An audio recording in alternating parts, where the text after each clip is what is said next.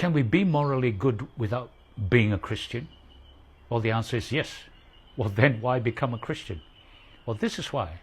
Most do not realize what it takes to be morally good.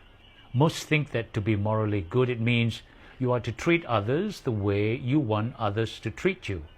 Well, in other words, most see morality as only a horizontal relationship with others. But you see, there are more to morality than just this part.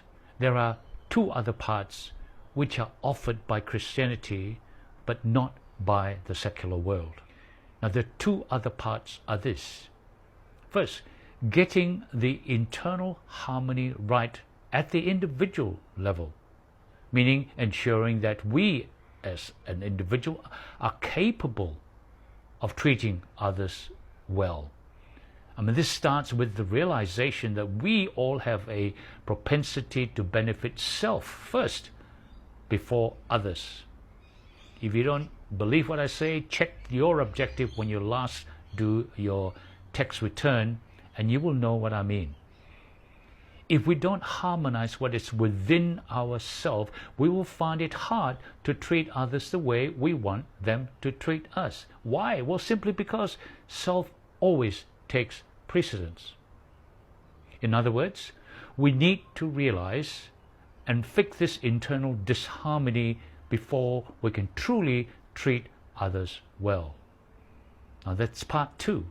Now there is another part, and this is where the next part will kick in, knowing what is good or bad.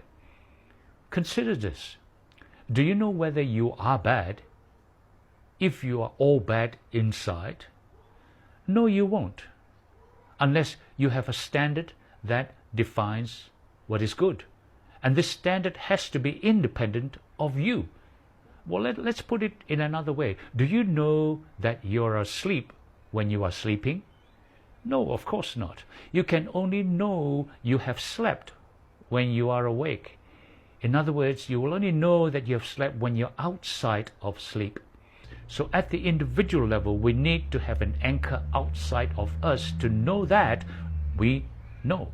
It's only with this external anchor we can and then discern what is right or what is wrong. And when we submit to the orchestration of this external standard, we then have the objective truth about what is good or what is right or what is wrong. Now this is the moral giver I'm talking about the person who has the authority and the purpose to be the standard of good. So if you mix all these three parts of morality, we're talking about Christianity. And that's why Christianity is unique. It involves all three parts to this morality when the secular world stops at only part one. That is why we become a Christian.